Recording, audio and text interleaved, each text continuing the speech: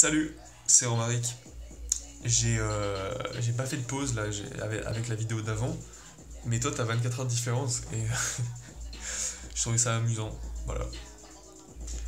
J'en étais resté à l'amélioration, la troisième étape, la troisième et dernière étape de la série survie, rémunération de la survie, et ensuite qu'est-ce qu'on fait de tout ce.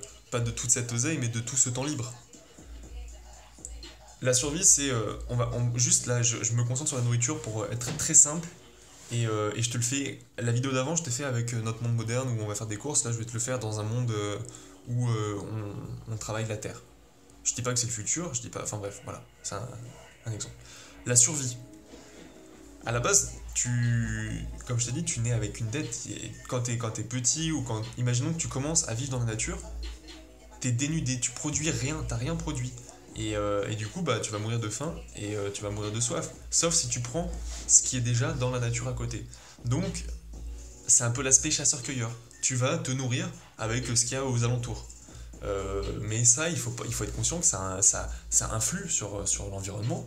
Ça influe par exemple, si tu vas chasser des lapins pour te nourrir, bah ça peut peut-être. Bon, ça se reproduit vite un lapin, mais peut-être que ça pourrait éteindre l'espèce. C'est.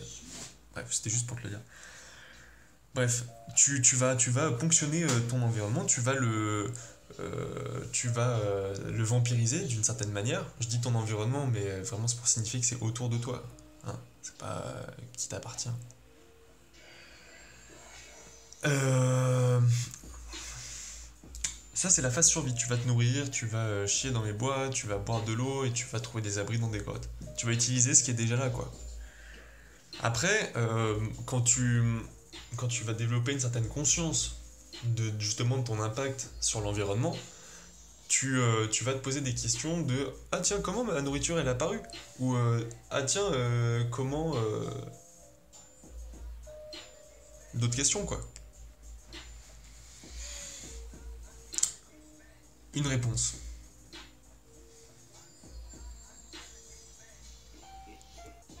Ah ouais, tu vas commencer à t'organiser pour, euh, pour produire ta propre subsistance. C'est ce qui limite. Bon, on n'est pas les seules espèces animales qui font ça, qui fait ça, pardon.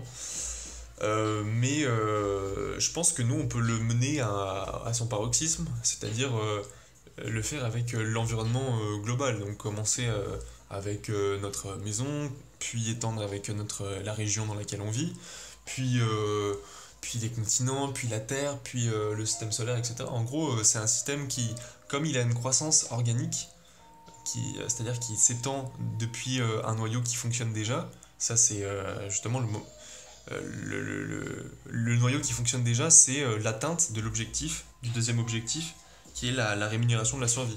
C'est-à-dire que tu es neutre, justement. On arrive à ce concept de neutralité.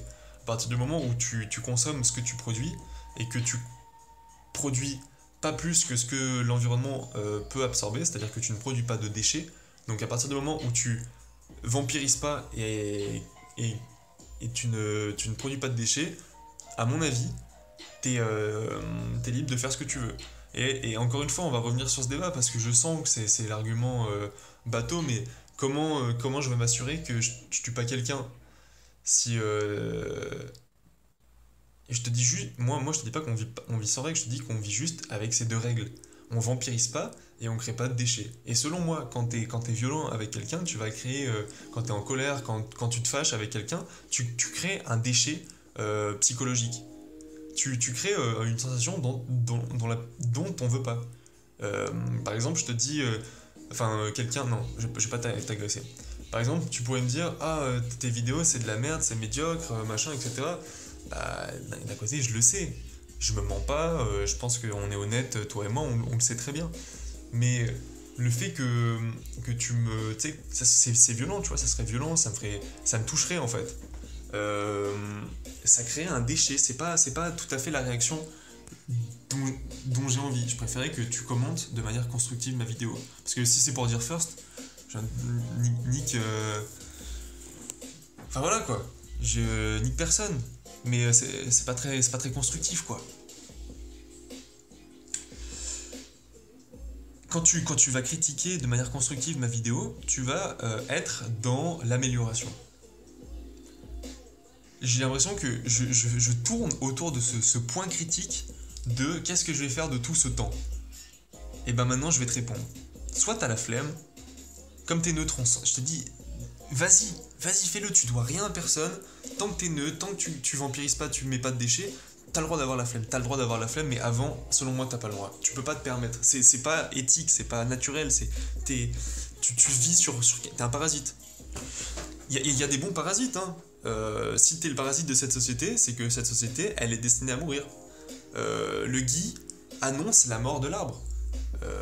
C'est-à-dire qu'il va le pomper pour que cet arbre qui fonctionne plus, qui allait, c'est bon, qui atteint son climax et qui maintenant est juste une lente croissance, ce Guy va le transformer, va le vampiriser, va être un parasite et va créer de la matière organique, va tuer l'arbre lui aussi va se décomposer et va permettre de continuer le cycle. Donc tu vois, le parasite, c'est pas négatif. C'est juste une manière d'être. Je sais que c'est connoté négativement, mais pomper une société qui fonctionne pas, en te le disant maintenant, ça me paraît pas déconnant. Mais je préférais moi encore être neutre. Comme ça, je serais légitime aux yeux de tout le monde. Parce que j'ai des envies, j'ai envie de partager ça, j'ai envie d'apprendre aux autres comme moi j'ai pu apprendre des autres. En fait, j'ai juste envie de rémunérer ma connaissance. Tu vois, en fait, ça marche à peu près partout, ce schéma consommer, produire. En fait, idéalement, ça serait limite produire, consommer et ensuite glander. Voilà, ça serait le top. Ouais, en fait, je sais pas pourquoi ça commence dans ce sens-là. Mais c'est vrai que quand on est petit, on commence par survivre. Enfin, on produit pas, on consomme. Même si par notre présence, en tant que bébé, on a sans doute produit beaucoup d'amour, beaucoup de joie, etc. Voilà. On n'a pas été non plus inactif. Faut pas croire qu'on est avec une dette immense de 20 ans brut. On n'a pas 20 ans à donner. Pendant 20 ans, t'as amusé des gens, tu leur as donné du bonheur, du souvenir. T'as même acheté des trucs, donc t'as payé ta TVA, tranquille. Déjà, on doit pas grand chose à personne. Mais en plus, mais on a beaucoup de règles, mais on doit pas grand chose à personne. C'est un peu le paradoxe, bref. Comme moi, j'ai beaucoup de temps, maintenant au niveau financier, mais pas écologique encore, mais je vais t'expliquer la progression en fait. Comme maintenant je suis neutre au niveau financier, que je paye en théorie mes charges, mais que je paye ma bouffe, que je paye tout dans ma vie, sauf mes charges, pour l'instant, d'appartement. Je veux dire, énergie, mais bon, ça va venir, t'inquiète. Je me considère plutôt comme neutre. Et je me permets du coup de pas travailler, de me dire je vais travailler moins, voire de plus travailler, parce que au niveau travail, au niveau argent, je suis ok, j'ai plus de problème. Enfin, je veux dire, je suis équilibré quoi. Gagner plus d'argent, ça serait du déchet limite. Par contre, je préfère, tu vois, je trouverais ça stupide de prendre de l'argent pour rien en faire, alors je préfère ne pas gagner de l'argent. Et toi, si tu veux gagner de l'argent, bah sache que dans le freelance web, il y a du taf. Il y a du taf, il y a de l'argent, faut oser quoi. Et ça va augmenter, tout va être comme ça à distance. Bref. Je suis neutre financièrement. Je peux donc me poser la question, qu'est-ce que je vais faire de tout mon temps? Soit j'ai la flemme, je glande, je me divertis pour laisser passer le temps. Mais à un moment, tu vas en faire le tour, tu vas te lasser, je te promets que c'est vrai. Il n'y a que quand tu travailles et que t'es... En fait, t'as besoin d'être diverti qu'à partir du moment où t'as quelque chose qui te déplaît. Si tu passes ta vie à travailler, tu vas rentrer, tu vas vouloir te divertir. C'est normal. C'est normal parce que genre, t'auras pas envie de penser encore, de te concentrer pour savoir ce que tu veux. Maintenant, si tu passes ta journée équilibrée entre savoir ce que tu veux et apprécier le temps présent, donc ça en fait ça se résume en vivre juste tes envies présentes, même si tu peux planifier, parce que tu peux avoir envie de planifier, voilà c'est tout. Quand t'as tout ce temps, tu peux, voilà, justement, et que t'as une bonne flemme, c'est-à-dire que tu vas pas te laisser divertir, tu vas avoir un temps incroyable, insoupçonné limite. Tu te rends pas compte, tu te rends pas compte.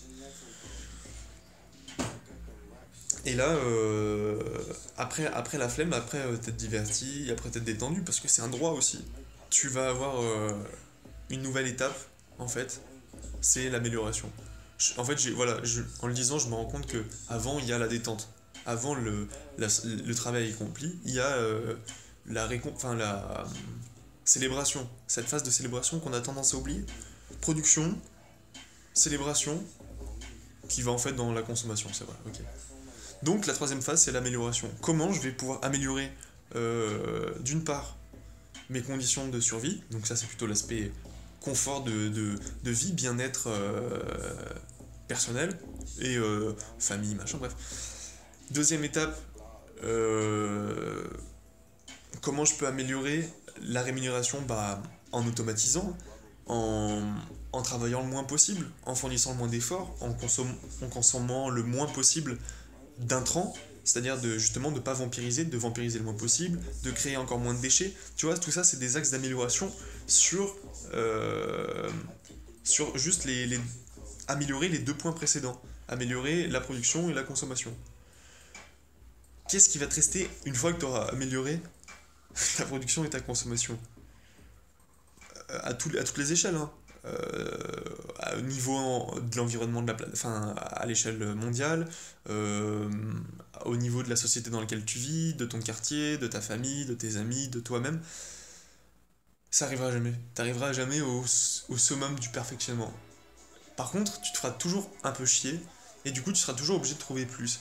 Mais sache que tu trouveras jamais plus dans la consommation que ce qui a été fait dans la production. Parce que tu peux pas consommer quelque chose qui n'a pas été produit. Enfin, je sais pas comment expliquer. Et souvent, en produisant, en allant vers un objectif, tu suscites chez toi un désir encore plus fou de l'atteindre. Enfin, je sais pas comment dire, mais en vivant au moment présent, j'ai cette impression que euh, j'arrive à... J'ai réussi maintenant à ne plus vivre dans l'attente de l'obtention de mes désirs. Et pour ça, il faut vraiment se reconcentrer sur le présent. C'est un exemple. Parce que l'amélioration, en fait, elle se fait par des phases d'expérimentation. C'est progressif. Tu vas pas faire des changements radicaux. Déjà parce qu'on a la flemme.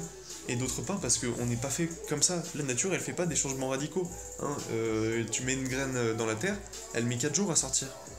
Tu as besoin d'un été pour faire pousser des légumes. Tu as besoin de 5 ans avant que ton arbre il produise de la nourriture. Donc sois patient. Il n'y a rien qui presse. Mais c'est quoi le danger qui fait qu'on est obligé d'être pressé? Et on sait maintenant qu'on n'a pas besoin de faire la guerre pour être heureux. Et que la guerre ça rend malheureux et triste. Et que c'est bon, la survie. Maintenant, ce dont il faut se défendre, c'est les problèmes cosmiques. Ou les problèmes à la limite de terre qu'on n'a pas encore soupçonné, du style des réactions d'effets de serre qu'on n'a pas vu, de pollution insoupçonnée, de plaques tectoniques et de séismes, de tempêtes, etc. Tout ça, il faut encore le gérer. Tu vois, donc on a encore une marge d'amélioration immense. On se fera jamais chier, on se fera jamais chier. Et le jour où on aura tout amélioré, ben on sera plus là pour se poser la question, tu vois. Parce que même notre manière de réfléchir, elle est imparfaite. Notre corps, il est imparfait. Tout dans notre condition humaine est imparfait. Si t'es pas dans la capacité parce que t'as pas envie ou parce que t'as pas les moyens d'améliorer ton environnement, mais que tu te fais chier, améliore-toi. Prépare-toi pour être un outil, tu sais.